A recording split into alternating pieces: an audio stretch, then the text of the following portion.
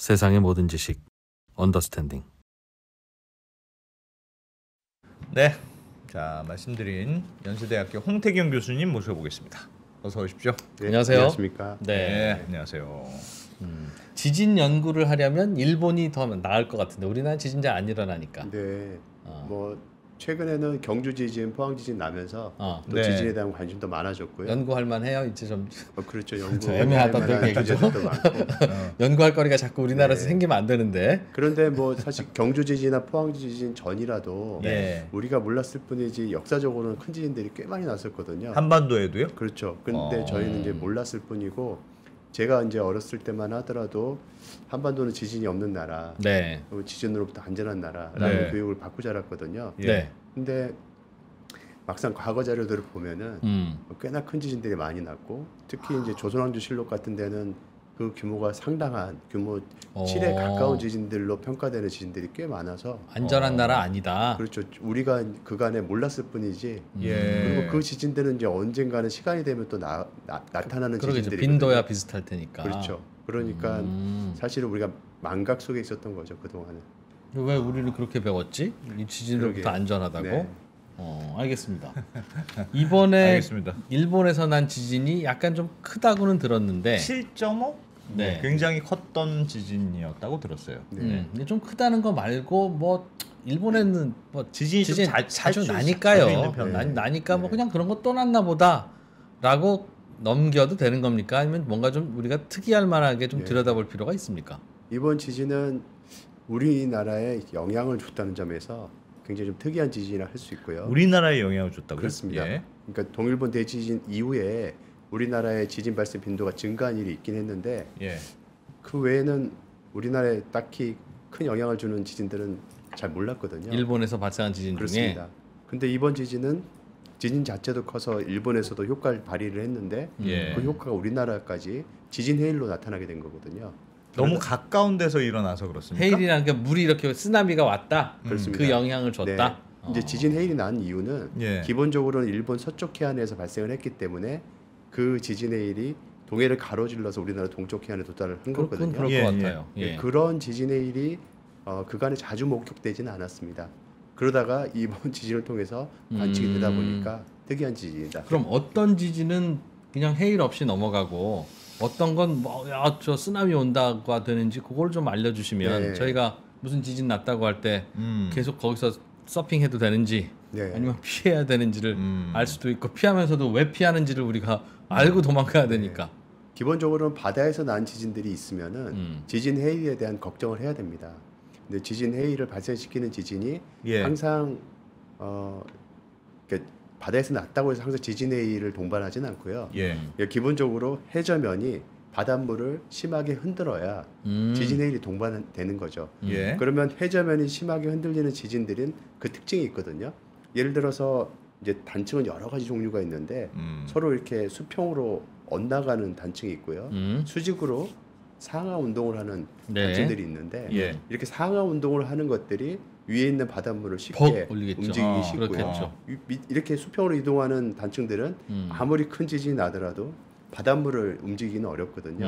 그러다 보니까 단층이 어떤 기작으로 발생을 했느냐가 지진 해일을 발생시키는데 제일 중요한 영향을 미치게 됩니다. 진도가 몇이냐 그거보다는 요렇게 엇나갔냐 요렇게 엇나갔냐가 그렇습니다. 중요하다. 예, 그래서 규모도 물론 중요하고요. 예. 그다음에 단층의 기작, 그다음에 지진이 발생하는 깊이도 중요합니다. 예를 들어서 지진이 발생하는 깊이가 지하 한 30km에서 발생을 하게 된다면 예. 여기서는 한 3m 미끄러지더라도 지표까지 그 효과가 쭉 전달이 되면 실제 지표에 와서는 뭐 1m나 50cm 이 정도로 굉장히 중간에 낮춰질 수 충격이 있거든요. 죽는데. 근데 지표하고 가까운 곳에서 발생을 하게 되면 실제 지진이 발생한 곳에서 3m가 미끄러진다면 그 위에서도 거의 그만한 수준의 움직임이 유지가 되거든요. 그래서 그러니까 깊이가 얕은 지진일수록 바로 그 효과가 지표에 더 큰 영향을 미치게 되고 지진의 해일이 커지게 되는 거죠. 네. 그래서 같은 규모의 지진이라도 진원의 깊이가 얕게 되면 지진 해일은 훨씬 더 강력하게 됩니다. 그러니까 얕은 바다에서 그 지진이 일어났을 때가 해일이 크군요. 그럼. 얕은 바다라기보다는 네. 지진의 깊이가 얕은 겁니다. 그러니까 바다 속에서 나는 게 아니니까 예. 그러니까 바다는 위에 있고요. 땅 속 얕은 곳에서 땅속 얕은 곳에서 네. 가까운 곳에서 네, 바다와 네. 가까운 네, 곳에서 네, 네. 깊은 곳에서 난 지진은 차라리 좀 덜 오는군요. 그렇습니다. 우리한테는. 네. 이번에 지진 난 데가 어디예요? 저는 그냥 뉴스만 듣고 그랬는데 네. 한번 같이 좀 보면서 좀 네, 들어볼까요? 여기 그림을 지금 보여드릴 텐데요. 네. 여기 그림을 보시면은 바로 여기입니다. 이 노또 반도라고 하는 곳인데요. 네. 일본 서쪽에 위치한 곳인 이제 작은 반도입니다. 예. 이곳 동쪽 끝단에서 바로 지진이 발생을 했는데요. 이 지진으로 현재 사망자는 약 200명 이상으로 세상에. 확인되고 있고 실종자가 있기 때문에 이보다는 훨씬 더 커질 거라고 생각이 됩니다. 예. 근데 이곳에서 발생한 지진을 보면은 이 그림이 조금 복잡한 그림이긴 한데요. 쉽게 예. 설명을 드리면은 단층의 주향 방향으로 해서 단층이 뻗어 있는 방향을 나타내는 겁니다.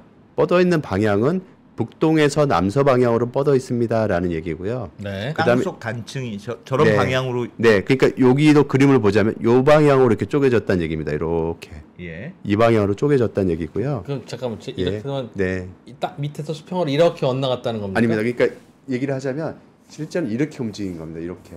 그러니까 북동에서 남서 방향으로 단층 면은 발달해 있고 아. 움직임은 이렇게 위아래였다. 움직인 겁니다. 예, 이렇게 움직인 겁니다.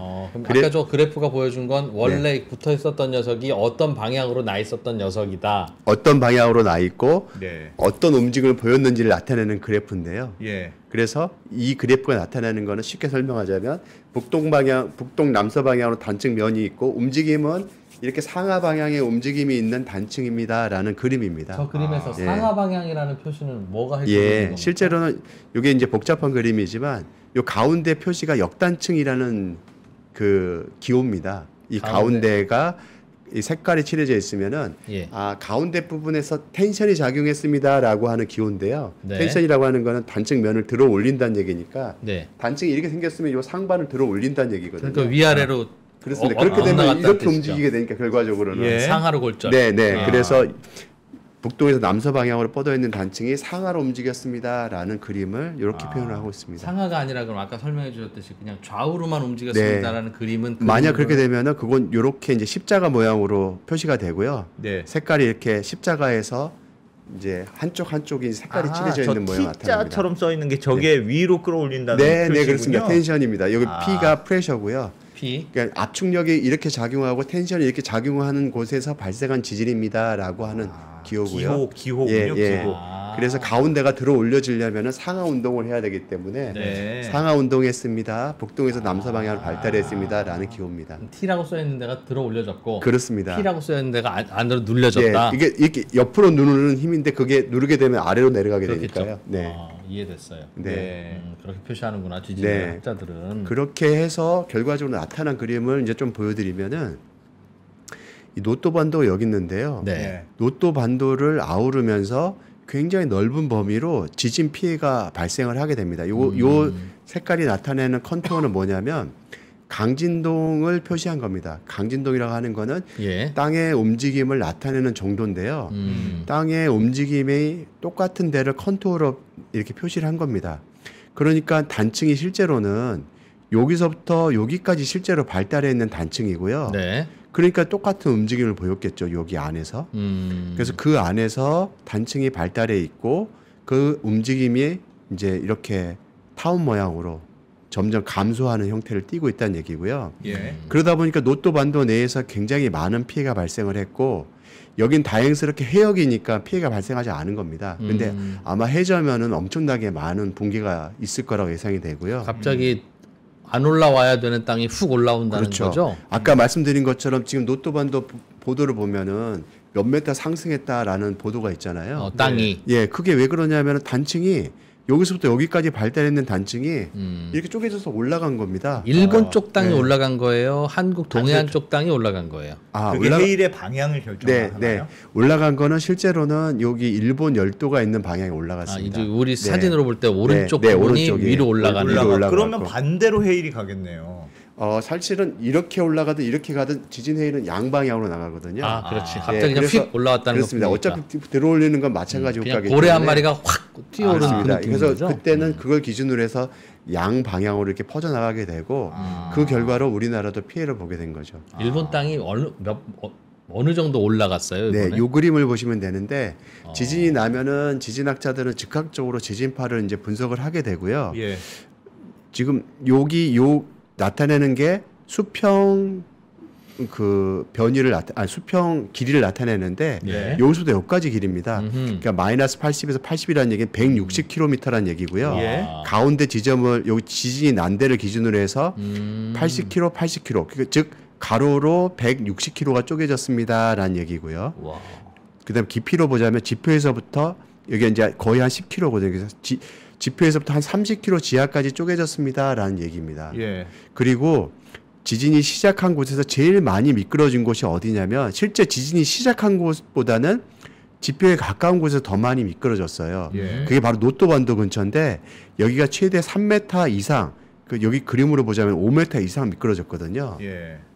그러니까 노토반도가 피가 제일 큰데 노토반도 바로 아래에서 5m 정도 땅이 갑자기 솟구쳐 오른 겁니다. 예. 그러니까 노토반도가 폐허가 된 이유가 바로 이런 원리 때문에 그렇고요. 그런데 단층이 여기서부터 여기까지 쭉 뻗어 있다 보니까 예. 노토반도만 들어올린 게 아니라 노토반도 건너편에 있는 이 바다까지도 한꺼번에 들어올리게 그렇겠죠, 되고 당연히. 예. 그래서 지진의 일이 퍼져서 이제 동해를 가로지르게 된 거죠. 그 들어올린 폭이 한 3m. 그렇습니다. 3m 이상. 세상에. 같이 이렇게 손잡고 있다가 예, 이쪽이 확 올라오면 그렇습니다. 이쪽은 일본 쪽, 이쪽 한국 쪽이면 네. 반대표가 갑자기 저 위에 올라가 그런 네. 느낌이 되는. 그러면 3m가 올라오면 해일도 3m가 올라갑니까? 그렇습니다. 예, 그래서 실제로 관측된 자료를 보면요, 요 그림을 한번 보여드리면은 일본 해안가에서 관측한 지진 해일 기록입니다. 예. 우리가 이제 그 타이달 게이지 혹은 뭐 조이계 우리말로 이렇게 얘기를 하는데요. 일본은 워낙에 지진 해일이 많다 보니까 이런 동해안 연안에 우리로 보면 동해안 연안이고 일본으로 보면 일본 서쪽 해안 연안에 네. 그다음에 러시아와 중국과 협조를 해서 또 이렇게 타이달 게이지를 만들어 놨거든요. 이 사람들은.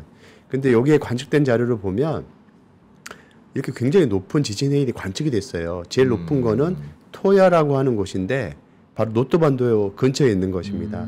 근데 여기서 관측된 최대 높이는 3m예요. 예. 근데 사실은 그 땅이 실제 솟구쳐 올라간 거에 비하면은 굉장히 낮은 높이거든요. 근데 이제 여기에 대해서는 여러 이견이 있긴 합니다. 왜냐하면 실제로 땅이 솟구쳐 올라간 게 최대 5m 이상이 됐기 때문에 관측이 되지 않았을 뿐이지 다른 곳에서는 5m 이상이 5m. 됐다라는 이제 보도들도 있기도 하고요. 근데 관측된 자료만을 보자면 최대 3m 정도 이제 관측이 된 왜 것입니다. 관측은 더 작았을 수 있을까요? 그러니까 그 이유는 뭐냐면은 예. 바로 이 자세 때문인데요. 이 단층의 자세가 상당히 중요합니다. 제가 자세? 예. 단층이 지금 북동에서 남서 방향으로 뻗어 있는데 음. 이런 식으로 수직으로 올라서게 되면 가장 강한 파고가 나가는 거는 여기에 수직 방향입니다. 그래서 네. 북동에서 남서의 수직 방향인 북서에서 남동 방향으로 굉장히 강한 파고가 이렇게 퍼져 그렇게 나가거든요. 되겠죠. 그렇죠. 예. 당연히 그렇게 예. 되겠죠. 그러면은 이 지오메트리 상으로는 가장 강한 파고는 이쪽 방향과 이쪽 방향으로 나가는 그렇겠네요. 거죠. 예. 근데 공교롭게 이쪽에 조이개가 없었던 거죠. 아 옆에서 쟀군요. 네, 옆에서 아. 이제 쟀고요. 이 비스듬하게 재니까. 토야라고 하는 곳은 바로 그 옆에 있는 곳인 가까이 있긴 하지만 사실은 가장 강력한 파고를 재는 데는 부적합한 위치였던 거죠. 그래서 예. 그런 위에서 그 측면에서 보자면 여기서 난 지진은 지오메트리 상으로는 우리나라로 보자면 동해를 가로질러서 북한 땅에서 제일 높게 관측이 됐을 거예요. 거기서 됐어야 제일 정확하게 재지겠네요. 그렇죠. 우리나라 물론 이제 지진의 일은 퍼져 나가면서 예. 점점 약해지긴 하지만. 약해지는데 예. 이 먼바다에서 보자면 북한 쪽이 더 높았을 거고요. 우리 남한 지역에서는 상대적으로 낮았을 것 같은데 이게 이제 남한에서 관측된 자료입니다. 예. 우리나라도 꽤나 많은 타이달 게이지가 있어요. 그 과거에는 지진 해일에 대한 걱정이 없어서 준비를 안 하다가 이제 기상청이 상당한 심혈을 기울여서 상당한 곳에 이제 타이달 게이지를 만들어 놨고요. 현재 운용 중인 타이달 게이지가 있는 곳들입니다. 이제 여기에 이제 관측들이 다 잘 됐고요. 그 중에 제일 높은 곳이 바로 이 무코라고 돼 있는 무코양 근처에 있는 타이달 게이지인데 최대 높이가 이제 1m 이상이 나왔죠. 그런데 실제 보도에 의하면 87cm라고 한 이유는 바로 이제 평상시에 이 그 타이달 효과가 또 있잖아요. 그 조속 간만의 차. 그 조속 간만의 차로 한 20cm 이상의 바닷물이 이미 올라서 있는 데다가 80cm 이상의 이제 타이달 그 효과가 더해지게 되니까 결과적으로 1m 넘게 되는 파고가 도착하게 된 거거든요. 그런데 여기를 이제 벗어나서 여기 이제 그 냉천이라고 하는 곳, 예. 이곳에서는 한 70cm. 그 다음에 오히려 보면요, 전체적인 높이가 제일 높은 거는 이 공교롭게도 거제도입니다. 응?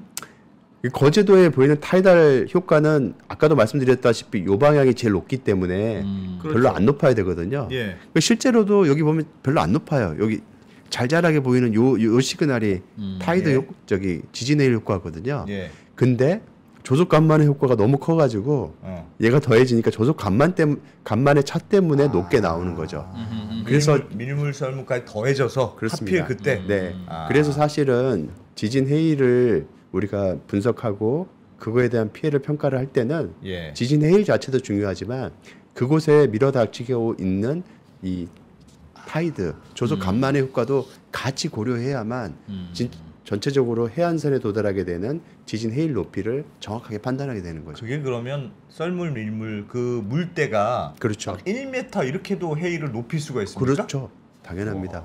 예. 그뭐저 서로 리듬 맞으면 네. 리듬 그게- 맞으면 강해지는 거구나. 그렇습니다. 리듬이. 그게 딱 시기가 맞게 되면은 아. 엄청나게 큰 지진 해일이 덮칠 수도 있는 거죠.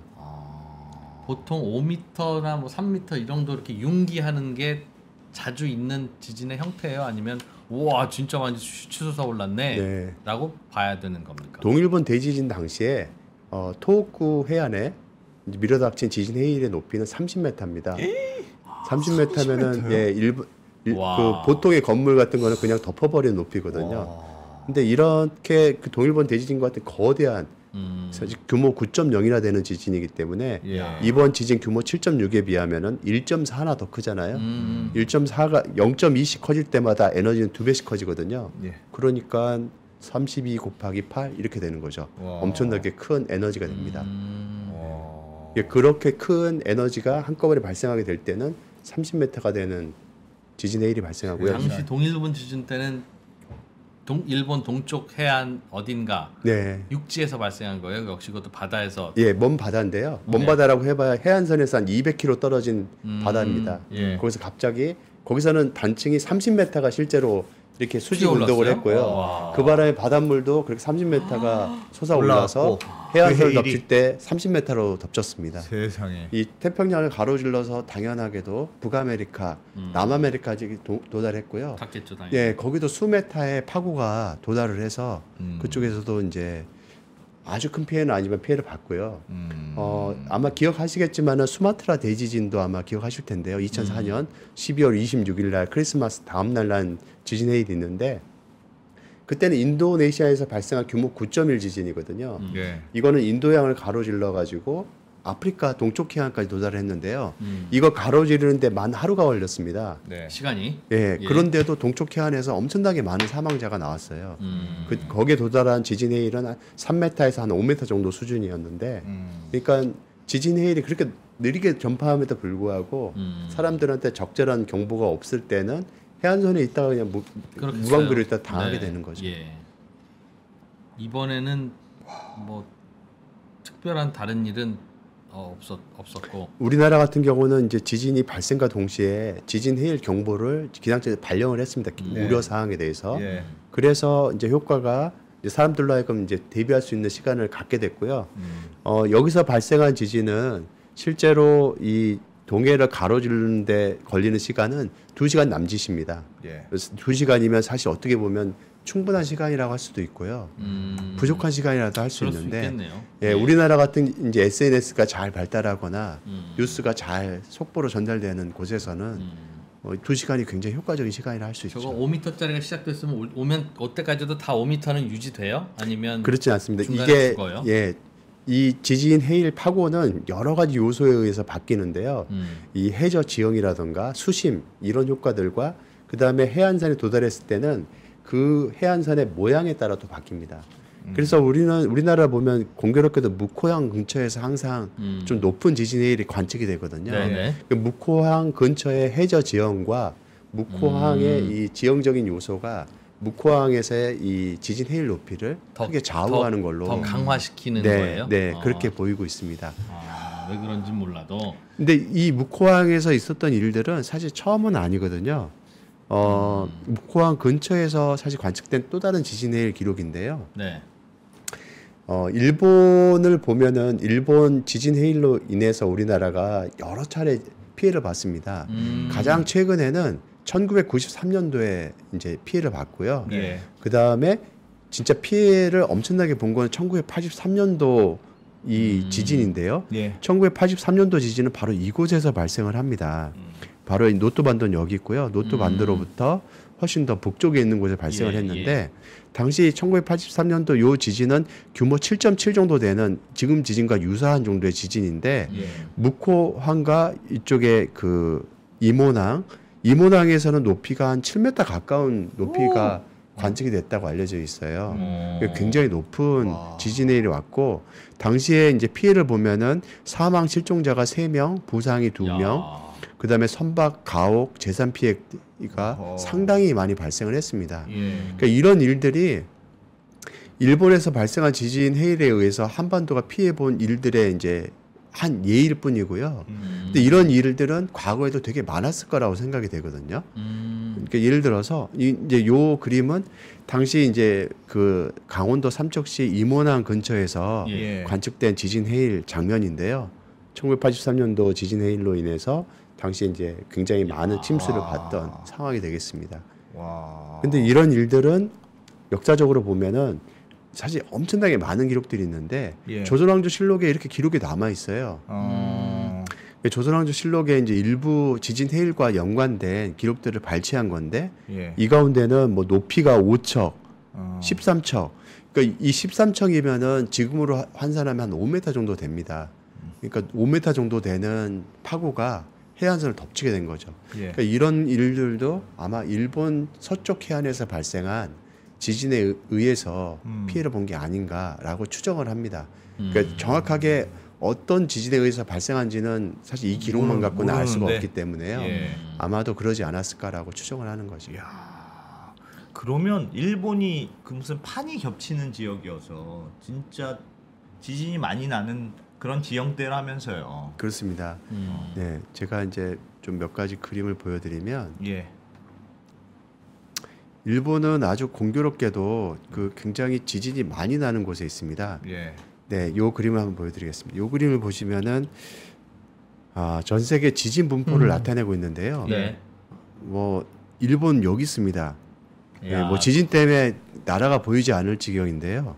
그러니까 저 지진대로 쓰여진 어떤 선 같은 저 위에서는 어디서든지 일어날 수 있는 겁니까? 그렇습니다. 예. 아. 특히 이제 지진을 보면은 색깔로 이제 표현을 했는데 파란색 점은 지하 50km 안쪽에서 발생한 얕은 지진이고요. 예. 예. 50km, 300km 사이는 녹색, 그보다 더 깊은 건 300km인데 이제 파란색이라고 하는 요 점들은 굉장히 조금 더 바깥쪽에 있고요.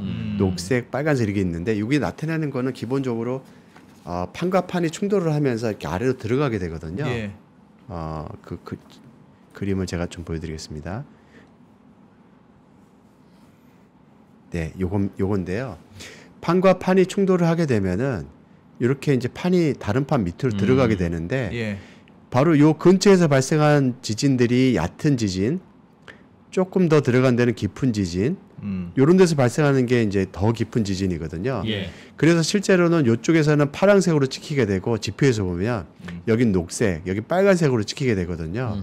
그래서 색깔로 보게 되면은 어느 판이 어느 판 밑으로 들어가고 있구나, 충돌하고 있구나라는 것을 나타내는 겁니다. 그래서 아까 그 그림으로 다시 돌아가면 기본적으로 태평양판이 여기 그 유라시아판 밑으로 충돌에 들어가면서 나타나는 현상이라고 할 수 있고요.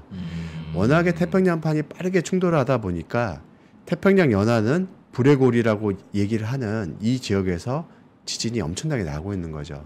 태평양판이 아시아판 밑으로 들어가고 있어요? 그렇습니다. 태평양판이 유라시아판이라고 불리는 곳 아래쪽으로 들어가고 있고 밑으로 예. 잡아먹히고 있구나. 그렇습니다. 그럼 유라시아판 밑으로 들어가면서 이번에 지진도 일본 쪽 있는 땅이 네. 밑으로 들어갔겠네요. 동해안 땅 있는 땅, 동해에 있는 땅은 네. 위로 올라가고 상대적으로. 이게 지금 조금 다른 얘기인데요. 요 얘기를 하자고 보면 동해의 역사를 좀 알아야 되는데요. 네. 네, 동해 역사를 보겠습니다. 동해가 왜 이렇게 복잡한 상황을 겪게 되는지 믿어지지 않으시겠지만 아주 오래 전에는요. 네. 일본 열도가 한반도 동쪽과 이 러시아 쪽에 붙어 있었어요. 일본이. 그게 무슨 말입니까? 아, 일본이 그럼 되게 가까이 붙어 있었어요. 네, 한반도 일본이 쪽에? 정말 이웃 나라였던 거예요. 이웃 나라도 아니고 이웃 마을이었는데요. 아, 언제쯤요? 이게 바로 이제 보면 중생대 무렵인데요. 아, 중생대부터 진짜 옛날이구나. 네, 중생 때. 롱롱 타임 나는 어고부터 백제 시대 때 네, 시작한 들어갔어. 얘기인데요. 예. 그래서 신생대까지 이제 거치면서 쭉 진화를 하게 되는데 아, 예. 그때는 일본의 남쪽이 한반도 동쪽에 붙어 있었습니다. 네. 아. 그리고 이쪽에 이제 일본 북쪽은 러시아 쪽하고 북한 땅에 붙어 있었는데 그렇겠죠. 네. 이게 떨어져 나간 거죠. 어. 떨어져 나가면서 지금의 동해가 만들어졌습니다. 예. 그리고 이제 이 위치에 현재 서게 되는데요. 그때 떨어져 나갈 때 어떤 일이 벌어지게 되냐면 여기가 한반도고요. 네. 여기에 일본이라고 한다면 네. 멀쩡한 땅이 쪼개졌으니까 쪼개지는 곳이 발달하게 되거든요. 그래서 우리나라 동쪽 연안과 일본 열도 서쪽 연안에 예. 쪼개져서 나간 흔적이 남아 있어요. 아, 그렇겠네요. 예, 이게 붙어 있다가 쪼개져 나가면서 가운데는 이 새로운- 멘틀이라고 하는 물질이 새로 올라온 올라와서 거고. 채우는 채운 곳이거든요. 거고. 예. 그러니까 여기서는 실제로 쪼개진 흔적이 전혀 없고요. 쪼개진 흔적은 한반도 동쪽과 일본 열도 서쪽에만 있는 거예요. 사람 피부로 치면 흉터네요. 흉터. 그렇습니다. 바로 지진이 어디서 나냐면 노또 반도에서 난 이 지진은 바로 과거에 그 일본 열도가 한반도에서 떨어져 나간 그 흔적이에요. 네. 그 흔적 자리가 지금에 와서 태평양판이 일본 열도를 자꾸 밀어 제끼니까 힘을 받게 돼서 다시 부서진 거죠.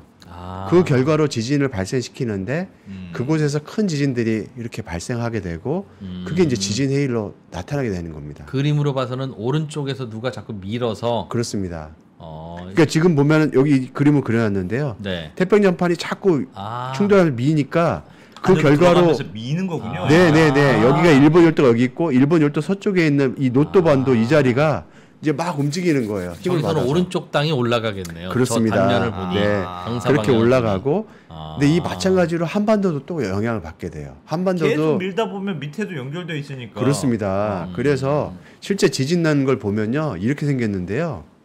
일본 열도 서쪽 따라서 지진이 엄청 많고요. 지진 한번 날 때마다 까만 점 찍은 게 저래요? 네, 뭐 일본은 뭐 말도 못하게 많이 나니까요. 우리나라 서쪽 해안도 보면은 이 과거에 이렇게 판에 이게 동해 열림과 관련된 구조들이 있어요. 여기서 지진들이 이렇게 많이 납니다. 네. 실제로. 예. 그래서 역사적으로도 보면은 1900년부터 지금까지 규모 4점대, 5점대 뭐 하는 지진들이 엄청나게 많이 나오고 있어요. 아, 그 동네에서 예, 이게 다 해안선과 인접한 곳에서 발생을 하고 있고요. 흉터니까 네, 한국과 일본이 멀어질 때 난 흉터에서 그렇습니다. 근데 언나감이 있다. 네, 이게 해안선에서 대부분 60km 안쪽에 있어요. 우리나라 같은 경우는. 네. 그러니까 우리나라에서는 만약에 지진이 난다면은 큰 지진이 60km 안쪽에서 나는 거예요. 빨리 오고 쓰나미도 빨리 크게 그렇습니다. 나겠네요. 60km 안쪽이면은 지진이 나면은 해안선까지 도착하는데 20분도 채 안 걸려요. 예. 대피할 시간이 부족하다. 엄청나게 부족하겠죠. 그래서 우리가 이제 학자들이 의심하는 거는 조선왕조실록의 지진 해일이라고 기술된 일부 지진은 동해에서 발생한 지진 해일이겠지만 예. 그 중에서 우리 해안선 근처에서 발생한 지진 때문에 발생한 지진 해일이 아닐까라는 의심도 하고 있는 거죠. 그게 무슨 당연히 그거죠. 그러니까 일본 열도 서쪽에서 발생한 지진 때문에 발생한 지진 해일지도 해일인지. 모르고 아, 예. 그렇지. 우리나라 연안에서 발생한 지진 해일일지 그거는 정확히 모르죠. 모르지만 예. 가능성이 충분하다는 양쪽 거죠. 다 가능성이 네. 있다. 근데 만약에 우리나라 해안선 근처에서 발생한 지진 때문에 발생한 지진 해일이라면 이제 이거는 국산 네. 지진이지. 국산 예, 지진. 굉장히 좀 간단한 문제가 아닙니다. 왜냐하면 지진 해일이 해안선까지 도착하는데 20분도 채 안 걸리기 때문에 네. 지진 발생하면 대비할 역량이 충분하지 않을 수도 있다는 거예요. 우리나라는 예, 일본은 더 자주 하지만 워낙 거기는 자주 오니까 자주 오니까 준비를 많이 갖춰져 했고 있는데 우리는 먼 일본에서 난 것만 생각해가지고 준비를 하는데 예. 실제는 그게 우리 일일 수도 있다는 얘기예요. 그러면 역사에 남아 있는 그 지진과 해일은 일본에서 나서 우리가 영향 받은 건지 아니면 우리나라 그 동해 앞바다에서 터진 건지를 아직도 모른다는 그렇죠. 겁니까? 왜냐하면 피해 기록만 남아 있으니까. 그게 근데 저희가 이제 이런 지진학자들이 하는 일 중에 하나는 현재 나는 지진들을 분석을 해서 그러면 이렇게 큰 지진이 날 여력이 있는가, 네. 앞으로 날 가능성이 있는가를 이제 분석하는 일들인데요. 그걸 분석을 해보면은 이미 규모 5점대 지진은 여기서 발생을 했거든요. 그러니까 규모 6점대나 7점대는 확률론적으로 계산해 보면 가능성은 굉장히 충분하다라고 이제 나오는 거죠. 근데 아까 전에 보여주신 그 그림에 보면 그러니까 우리나라 한반도가 있고 일본 땅이 있고 그 사이가 이제 쭉 들어가 있지 않습니까? 네, 바다로. 네. 그래서 저쪽에서 판이 쭉 들어가면서 이제 미는 압력이 있는데 네. 그래도 일본보다 우리가 한참 머니까. 그렇습니다. 맞습니다. 일단 일본이 먼저 하여튼 지진이 나도 먼저 나고 네. 우리는 날 가능성이 훨씬 적은 거 아닙니까? 아주 정확한 지적이시고요. 네. 그래서 제가 자주 드는 그 설명이 한 가지가 있는데 예. 예를 들어서 어느 집 두 집이 있는데요. 예. 두 집에서 이제 아버지가 아침마다 출근할 때 용돈을 준다고 해요. 예. 한 집은 조금 부유한 집이고 한쪽은 조금 어려운 형편이라고 한다면 한 곳은 아버지가 1,000원씩 용돈을 주고 예. 한 곳은 100원씩 용돈을 준다고 쳐요. 예. 예. 근데 이 두 집에 있는 아들들은 다 이제 문방구에서 파는 10,000원짜리 인형에 관심이 있어요. 예. 이거 사고 싶어 하면 1,000원씩 매일 주는 집은 10일 만에 그 인형을 사는 거예요. 네. 예. 이쪽 100원씩 주는 곳은 100일이 걸리겠죠. 예. 언젠가 10,000원을 모은다는 얘기예요. 그러니까 지금 이제 이 응력이라고 하는 거는 방금 설명하신 것처럼 쌓이는 속도나 양은 한 번 더 훨씬 낮겠지만 예. 100원씩 모으듯이 모으고 있다는 거죠. 힘이 계속 모이고 있다는 거예요. 그렇죠. 하지만 그 때는 언젠가는 올 거고요. 시간은 한참 일본보다는 많이 걸리겠지만 일본은 자주 발생하고 그게 훨씬 더 큰 지진처럼 보이지만 우리는 시간이 훨씬 더 오래 걸릴지 몰라도 언젠가는 10,000원짜리 인형을 산다는 거예요. 우리도. 아니 일본이 먼저 지진이 나버리면 그 에너지는 없어져 버리진 않습니까? 아주 그렇진 않습니까? 재미난 표현이신데요. 예. 그게 사실은 굉장히 중요한 이제 과학적인 사실인데요. 예. 지진이 나면 지진과 함께 단층 운동으로 이 단층이 가지고 있던 에너지는 배출이 됩니다. 네. 운동 자체로. 예. 근데 이 배출된 에너지는 그냥 사라지는 게 아니고요. 인접 지역에 다시 쌓여요. 다시 쌓여요? 네. 아. 물론 100%다 쌓이는 건 아니지만 예. 상당량이 쌓이거든요. 그래서 인접 지역에 또 다른 지진을 유발하는데 다시 영향을 미치는 거죠. 그래서 야, 그 힘이 안 없어지고 쌓인다는 게 좀 이상합니다. 설악산에 흔들바위 있잖아요, 네, 교수님. 네. 그거는 그럼 지금까지 수십만 명이 가서 흔들었으니까 엄청 쌓여 있다가 네. 누가 하나 탁 밀면 와르르 된다 그 말처럼 네. 들리는데 그건 네. 아니잖아요. 그렇죠. 그건 갖다가 이제 복원하는 에너지로 복원이 돼서 아, 에너지가 다시 사라진 돌아오니까 거지만 사라지는데. 네. 근데 이거 같은 경우는 완벽하게 이동을 해버린 상황이고 얘 자체는 에너지를 진짜로 풀어버린 상황이거든요. 근데 얘가 뒤틀리는 현상이 벌어지면 이 앞에 안 뒤틀린 곳은 이 뒤틀림으로 인해서 에너지가 쌓이게 돼요. 그 뒤틀린 에너지가 영향을 쌓인다. 받게 되는 거죠. 그럼 그 다음부터는 조금만 가야지도 마직 무너진다는 그렇죠. 건가요? 그래서 지진은 연쇄적으로 발생하게 되는 겁니다. 야. 이제 한 예를 좀 들어보이면요. 그래요? 네. 오. 이게 작년도 예. 2023년도 2월 6일 날 트르키에서 지진이 났었잖아요. 예. 이 지진이 난 곳은 동아나톨리안 단층이라고 하는 곳에 지진이 났었는데 네. 근데 이곳은 오래전부터 굉장히 알려진 특성이 있는데요. 이 북아나톨리안 단층이라고 하는 것이 바로 그 트르키의 북쪽을 동서방향으로 가로지르고 있습니다. 예. 근데 여기서 묘한 특징이 한 가지 있는데 그림에서 보시면은 되게 그 지진이 연쇄적으로 발생한 걸 확인하게 돼요. 1939년도에 여기서 먼저 지진이 발생하고요. 42년도, 43년도, 아이고야. 시간 44년도, 시간 순서 51년도. 그러네. 예, 점점 이동을 하잖아요. 예. 이게 학자들도 이걸 보면서 이제 연쇄적인 지진 발생 현상이라는 걸 이해하게 됐는데 단층이 하나가 이동하게 되면 예. 얘는 풀리게 되는데 이 효과가 옆으로 연쇄적으로 쌓이게 되는 거죠. 예. 그게 또 다른 지진을 유발하고 또 유발하고 또 유발하고. 유발하고. 그래서 이스탄불 근처까지 왔습니다. 현재. 점점 여기서 움직인 단층 에너지가 틀어졌을 때 그 에너지가 옆으로 다시 전달된다. 예, 사실은 옆이 아니라 양옆으로 가게 양옆으로 되거든요. 전달된다. 네, 근데 이제 그 중에서 어느 쪽이 부서질지는 단층이 결정을 해요. 그러니까 그 중에서 취약한 애가 이제 부서지게 되는 거죠. 그러면 지금 일본에서 계속 지진이 일어나고 특히 일본의 그 서쪽, 일본으로 치면 서쪽 해안, 우리로 치면 동쪽 그쪽에서 지진이 일어나면 네. 그 에너지가 우리한테도 계속 쌓이고 있다는 뜻이네요. 그렇습니다. 그러니까 물론 거리가 멀기 때문에 네. 일본 지진에 의한 효과가 전이가 되는데 굉장히 효과 미미할 수 있거든요. 근데 동일본 대지진 때는 그 효과가 굉장히 막대했어요. 이제 그 예를 지진도 아까 전염이 되는구나. 네, 그 예를 한 가지를 좀 보여드리면 그래요. 자, 이 동일본 대지진 때 어떤 일이 있었냐면요. 예. 지진은 일본 동쪽 해안에서 발생을 했는데요. 네.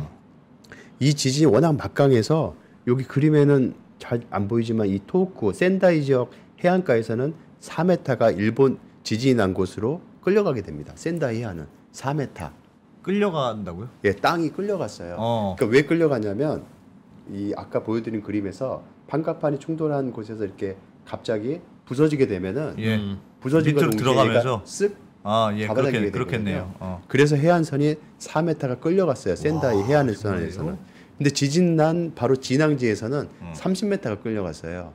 여기 해안선이니까 4m지. 예. 근데 그 효과가 연쇄적으로 벌어져 가지고 다 당겨옵니까? 다 당겨. 여기 보시면은 중국, 네. 러시아, 한반도 다 끌려가는데 우리나라도 끌려갔어요, 실제로. 어머나. 그럼 실제로 지도보다 한 몇 미터 움직인 겁니까? 한반도가? 네, 몇 어디로, 메터까지는 어디로? 아니지만 일본 쪽으로? 일본 쪽으로. 네, 일본 쪽으로 실제로 이동을 했고요. 예. 울릉도는 한 5cm 이동합니다. 5cm. 5cm. 예, 많이 줄어들어서. 근데 백령도는 한 2cm 끌려가거든요. 일본 쪽에서 담요 이렇게 확 잡아당긴 거구나. 그렇죠. 끌어가면서. 그렇죠. 그래서 끌어가는 거구나 이렇게. 5cm 끌려가고 2cm 끌려가니까 예. 우리나라 한반도는 3cm가 늘어난 셈이 된 거예요. 아, 여기 5cm 끌려가고 2cm 끌려 여기 5cm가 끌려가면 똑같이 끌려갔었는데 그런데 땅이 늘어나네. 5cm 가고 그러니까 결과 3cm가 늘어났어요. 피자 치즈처럼 그렇지, 네. 그렇지. 야. 땅이 넓어졌네요. 일본 덕분에. 그 일본 덕분에 순간적으로는 국토 확장의 면적이. 염원을 와. 아니 동해안 길이 국토 곱하기 확대. 3cm면 이게 몇 평이야? 그래도 꽤 국토 확대, 엄청납니다. 국토. 엄청난 건데. 홍두깨로 밀대신 나라를 네. 밀었구나. 그런데 세상에. 이게 국토가 넓어진 거는 좋았는데 3cm. 예. 근데 이제 그 여파가 이제 밀어닥치는데 아이고. 지진 발생 빈도가 그 후로 급증하게 돼요. 그 후로요? 에너지가 쌓여서. 그러니까 이게 동일본 대지진이 난 후인데요. 예. 요 그림을 아마 보여드리면 더 좋을 것 같은데요. 와. 지진 발생 빈도가 바뀌게 됩니다. 2011년도가 바로 동일본 대지진이 났는데요. 예. 동일본 대지진 후에 여기 뭐 조그만 피크가 하나 보이죠. 예. 갑자기 지진 발생하는 횟수가 동일본 대지진 후에 급증합니다. 네. 순간적으로 좀 줄어드나 싶더니 음. 다시 경주 지진, 포항 지진으로 또 엄청난 지진들을 유발하기 시작하거든요. 왼쪽 Y축은 강도예요? 아니면 여기 빈도예요? 여기 개수입니다. 지진 발생 네, 횟수. 빈도, 와. 예, 빈도, 횟수고 여긴 연도인데요. 네. 동일본 대지진을 기점으로 해서 한반도의 지진 발생 빈도가 엄청나게 늘어나게 돼요. 그건 왜 그렇습니까? 당겨졌는데 네. 한쪽은 좀 더 가고 한쪽은 좀 덜 가서 땅이 살짝 넓어졌어요. 자, 근데 이게 땅이 우리가 잡아당기게 되면 쉽게 얘기하면은 치즈를 잡아당긴 것처럼 얇아지죠. 예, 얇아지게 되고 더 약해지잖아요. 더 잡아당기면 끊어질 거 그렇죠, 아니에요. 그렇죠. 그러면 그 얘기는 뭐냐면 땅이 가지고 있던 고유의 강도보다 훨씬 더 약해졌다는 얘기예요. 근데 그 안에 쌓여 있는 힘은 똑같은데 예. 땅의 강도만 약해진 거예요. 아. 그러니까 예를 들어서 어느 땅이 100이라는 힘이 쌓여야 부서지는 땅이 있었는데 예. 갑자기 90이라는 힘만 쌓여도 부서지는 땅으로 바뀐 거예요. 세상에. 그럼 땅 속에 이미 95, 96 이 정도 쌓여가지고 지진이 날까 말까 하던 곳이 엄청나게 많았을 거 아니에요. 네. 그런데 갑자기 커트라인이 100점에서 90점으로 뚝 떨어지면 곳곳에서 갑자기 커트라인을 넘어서는 곳들이 지진이 나오는 생기죠. 거예요. 그곳이 갑자기 지진이 많이 발생하게 되고 지진이 빈발하는 일로 연결되게 된 거죠. 질문 있습니다. 네. 그럼 그렇게 쌓인 에너지가 100을 넘어가는 순간 지진이 발생한다고 하면 네. 한 번 발생하면 다시 리셋해서 0이 돼요? 그렇게 되진 않고요. 아주 좋은 질문이십니다. 이게 사실 지진 발생하면 0으로 뚝 떨어지진 않고 한 네. 60 혹은 50 이 정도까지 떨어져요. 그러니까 소진은 하는데 완전히 완전 쓰진 않아요. 소진하지는 않습니다. 그래도 네. 한 번 나면 그래도 조금 안전한 네, 거군요. 그거. 그렇습니다. 그래서 역설은 뭐냐면 예. 지진이 나면 그것은 당분간 안전한 거예요. 당분간은 예. 하지만 하지만 부장님하고 똑같네.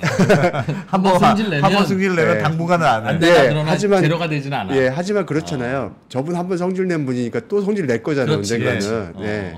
아니까 그 마찬가지로 부장님을 누가 건드린 거야 그러니까. 아니 그러면 우리도 경주에서 그 지진이 났었잖아요.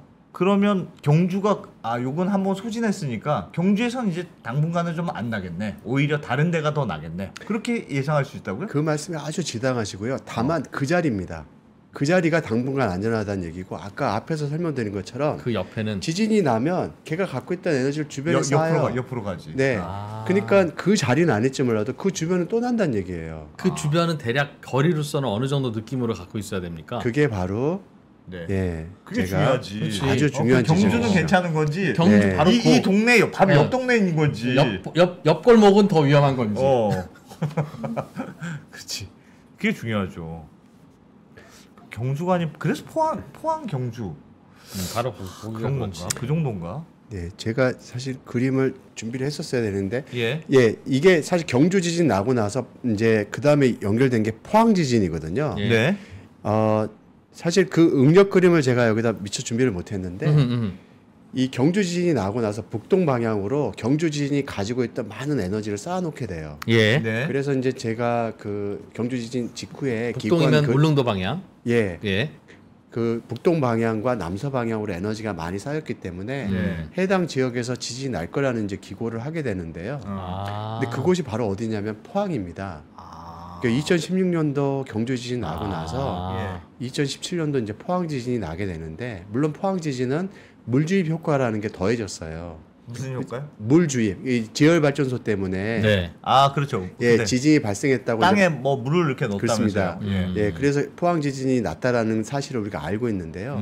하지만 그에 더해서 어떤 효과가 있냐면 그 경주 지진이 포항 지진 방향으로 에너지를 전이한 효과가 나타나게 됩니다. 예. 그래서 해당 지역에 지진이 발생하기 쉬운 여건을 조성하게 되거든요. 아. 그래서 물주입과 함께 경주 지진 효과가 더 더해지면서 포항 지진으로 포항으로. 연결되게 되고요. 근데 그 후에도 지금 현재까지 이어지는 현상은 동해 앞바다로 경주 지진과 포항 지진의 연장선상 쪽으로 예. 지진들이 아직까지 많이 나고 있어요. 이 선을 그 이루면서. 선으로 그때 그 영향으로. 선을, 예, 그 선으로. 그게 지금도 굉장히 위험한 상황으로 연결되고 있는 거고 그 중에 한 곳이라도 다시 자극을 받게 된다면 지진이 나고 있지만 네. 이제 더 큰 지진이 발생한다면 그런 우려스러운 상황이 될 수 있는 그럼 거죠. 경주하고 포항 사이에서 날 일은 없는 겁니까? 포항까지 가서 거기서 터졌으니까. 그렇진 않고요. 좀 더 멀리 예. 이제 여기서도 이쪽으로 전이하고 이제 제가 그 그림이 없지만 이제 그 지역이 되게 복잡한 응력 변형이 됐어요. 양쪽으로 가니까. 네, 양쪽으로 서로 에너지가 더해져서 그렇지. 양쪽으로 예. 가는데 어디서 터질지는 그 집안이 결정한다. 그렇습니다. 예. 약한 쪽에서 결정. 에너지가 많이 쌓인다고 그래서 그곳이 터지는 게 아니고 집안이 애초에 가지고 있던 응력량이 얼마냐, 예. 그 얼마나 약하냐에 따라서 결정되는 문제인 그거 거죠. 회사 사회생활하고 똑같네. 네, 네. 사장님이 한번 잿더리 던지고 던졌는데 약한 애가 터지는 네. 거지. 메탈 약한 애가 제일 먼저 사표 네, 쓰는 거지. 그렇습니다. 예. 그리고 나서 상무님은 또 그 가서 네. 야 뭐야 부장들 그러면 또 이제 거기서 그러는 거고. 에너지가 없어지지 않. 그래요. 그러면 이런 건 말이 안 됩니까? 예를 들면 경주 지진이 났어요. 그러면 그 방향이 있지 않습니까? 그럼 말씀하셨던 대로 이 포항 앞뒤로 포항 방향 그 반대쪽 방향이 위험하네. 네, 이쪽으로 네. 에너지가 전달됐겠네 네, 하면 뭐 예를 들면 예방 주사 놓듯이 네. 일부러 살짝 아. 해서 그냥 에너지를 소멸시켜 버리면 안 됩니까? 응축되면 그게 문제인 건데 살짝 지진은 사실 괜찮잖아요. 그게 아이디어일 수 예, 있는데. 되게 좋은 말이 안 재미난 되는 생각이긴 한데요. 네. 그게 매우 어려운 일입니다. 우리가 이 지진으로부터 발생되는 이 에너지 양은요, 예. 우리 인간이 만들어낼 수 있는 에너지 양이 아니에요. 너무 커요. 네, 그러니까 어느 한 곳을 우리 인류가 자극을 해서 핵폭탄을 터뜨리면 모르겠는데요. 예. 우리가 이제 백두산이라는 영화를 보면은 백두산 분화가 임박하니까 이쪽 한쪽을 미리 터뜨려 가지고 에너지를 배출시켜서 예. 백두산 분화를 막아보자라는 아이디어잖아요. 예. 그렇죠. 사실 영화상의 내용은 그렇듯하지만 사실 그거 자체가 되게 위험한 얘기거든요. 그렇지. 왜냐하면 핵 실험을 해서 터뜨린다는 것 자체가 그럼. 마그마방을 다시 자극을 해서 어떻게 분화를 될지 오히려 모르니까. 촉진할 수도 있는 부작용일 수 있는 거예요. 굉장히 사표내려고 네. 그러는데 미리 잿더리를 먼저 던질까 하는 거랑 비슷하지. 살짝 던지는 거죠. 살짝 살짝 화를 내서.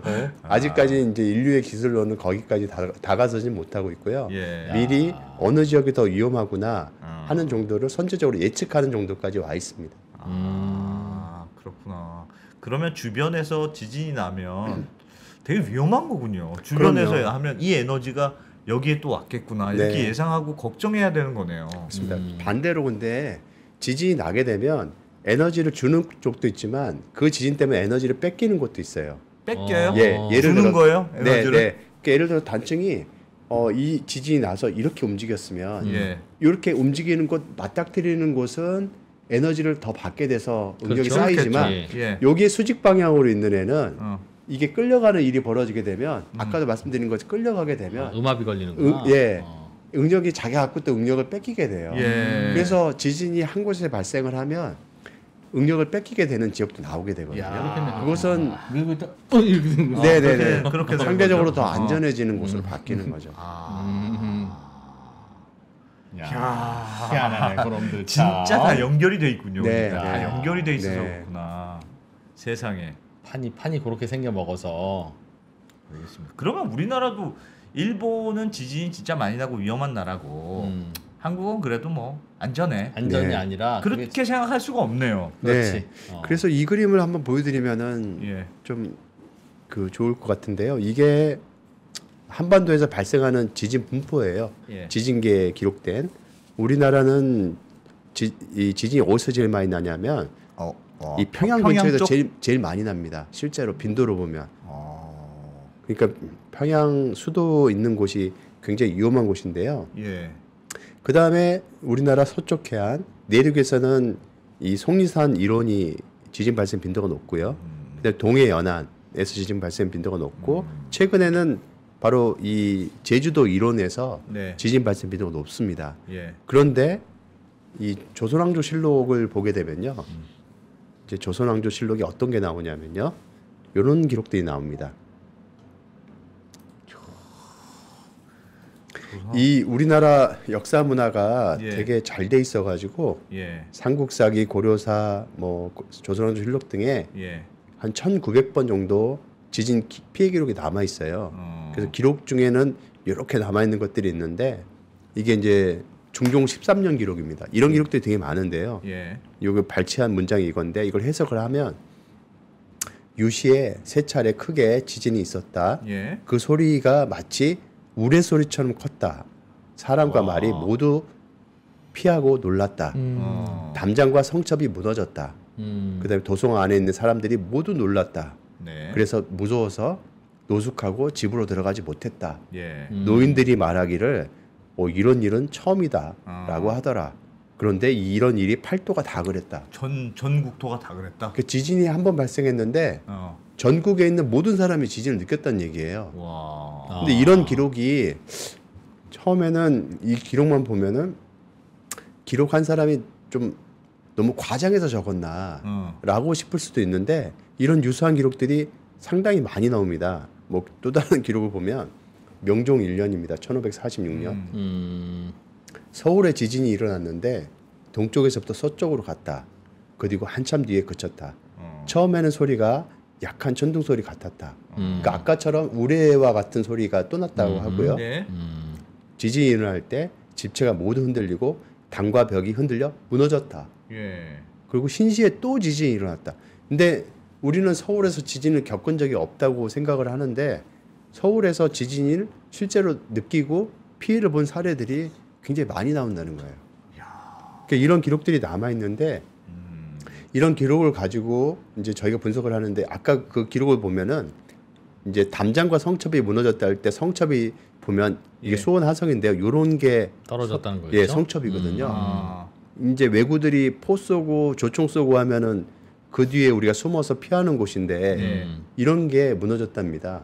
그러니까 얼마나 흔들림이 컸으면 저런 게 이제 무너졌겠냐는 거죠. 어허. 저게 한반도에서 일어난 지진인지 아니면 일본에서 일어난 이 전염인데 와서 여진으로 온 건지는 만약에 우리나라가 일본 지진 때문에 흔들려서 이렇게 무너졌으면 일본은 일본은 없어졌어요. 일본은 아예 사라졌겠죠. 우리나라 네. 고유의 지진이었을 예, 그래서 것이다. 이게 우리나라 지진일 가능성이 높은데 그리고 이런 역사 지진을 분석을 해보면요, 예. 저희가 이제 몇 가지 분석한 사례를 보면 요게 굉장히 서울에서도 자주 있는 일이다라는 서울에서도. 네 판단을 하게 되는데요. 서울에서 지진 나면 예. 큰일인데. 자, 이 그림을 보시면은 예. 저희가 이제 서울에서 지진 피해를 봤다라고 하는 그 역사 지진 기록만 분석한 결과인데 주기가 있나요 혹시? 주기를 따지기에는 사실 기록이 너무 짧아요. 왜냐하면은 한반도와 같이 응력이 쌓이고 배출하기까지 그 굉장히 오랜 시간이 필요한 곳은 예. 그 주기가 한 몇천 년이 될 수도 있거든요. 아. 근데 조선왕조실록 기록이라고 해봐야 고작 500년이니까 예. 이걸로 주기를 따지기에는 미흡해요. 근데 500년 자료만 보더라도 수도 서울이 피해를 본 기록들이 꽤나 많이 나오는데 예. 그 자료들 중에서 이제 몇 개의 자료를 보면 이제 주요 지진 여긴 6개 정도가 나옵니다. 예. 그 중에서 여기 이제 색깔이 칠해지거나 서클로 그려진 이 면적을 보면 예. 면적이 작으면 작을수록 이 자리가 틀림없다라는 것을 나타내는 거예요. 예. 그러면은 요 지진 같은 경우는 서울 안에서 났을 확률이 매우 높아요. 저거 완전 강북의 서울역 줌인데요? 저는 어디가요? 어디라고 말씀드리지 저 또 않겠습니다. 동그라미 있는 거. 저 네. 밑에 강 있고 강 위에잖아요. 네. 남산이나 딱 그쯤인 것 같은데. 저기 어? 그런 것 같습니다. 청와대인가? 예, 그 동네. 예. 인가? 약간 그 동네 같은데요. 광화문 아닙니까? 저는 어디라고 왜요? 궁궐 근처 같은데 그냥? 예. 예, 이게 강북 지역인데요. 네. 예, 강의 북쪽 지역이긴 한데 예. 네, 지역을 말씀드리면 안 되니까요. 왜 안 돼요, 근데? 네? 저기서 지진 걱정할- 났다. 걱정하시니까. 걱정할까봐. 예. 저건 언제? 저기는 언제? 1613년에 발생한 지진이고요. 1600. 예. 적어도 지진 규모는 5.7이 최소 예상되는 지진이에요. 근데 저기서 또 날 가능성이 높으니 네. 저기가 관수동이냐 평창동이냐 성북동이냐에 따라서 그 동네 집값이 영향을 준다고요? 딱 저기서 또 납니까 정말? 500년 전이잖아요. 예, 오래전인데. 그래서 사실 이런 이유로 예. 기상청에서는 수도권 이런 기록들이 너무 많기 때문에 정말로 수도권에서 지진 난 게 사실이냐 난다면은 어느 지역에서 나겠느냐를 조사한 것을 최근에 했어요. 아. 저희 연세대학교가 이제 주관이 돼서 예. 그 연구를 수행을 했고 그 결과가 이제 보고서로 나가기도 했는데 상당히 그 실제로 조사를 해보니까 네. 예. 수도권 이론에서도 지진이 꽤 많이 나더라. 나더라. 예, 라는 이제 생각을 하게 됐고요. 알겠습니다. 그래서 뭐 실제로 수도 서울을 가로지르는 이런 단층들이 좀 있어요. 어디. 예. 단층 봅시다. 예, 이게 단층 이제 추가령 단층대라고 하는데요. 서울이 예. 어떻게 있는 거지 그럼? 서울은 여기 있습니다. 밑에 예, 서울은 여기 있고요. 그려놨네요. 이 경기도고요. 예. 예. 그다음에 강남 송파를 가로질러서 중랑구 이쪽으로 넘어가는군요. 네. 그래서 이제 추가령 단층, 포천 단층, 왕수천 단층 등이 수도 서울을 다 이렇게 지나가고 있습니다. 예상하기는 어렵죠. 그럼요. 가능성이 예. 저기에도 있다는 건데 네. 저걸 꼭 그 약한 지진이라면 네. 나쁘게만 볼 게 아닌 게 그래. 저기서 살짝 지진이 스치고 가면요 아파트에서 흔들리고 무너지고 그래서 재건축할 때 좋아요.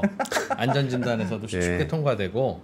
사실 여기 거주민들 입장에서는 이런 얘기가 너무 좀 난처하고 힘든 얘기가 될 테니까요. 저희들도 예, 조심스럽게 하고 있습니다. 알겠습니다. 예. 자, 홍태경 교수님. 야 지진에 대해서 몰랐던 걸 우리 많이 알게 됐어요 네. 이제. 업그레이드 된 것 같습니다. 야 일본이 땡겨가지고 한반도가 밀가루처럼 늘어나고 지금 몇 센치라고 하지만.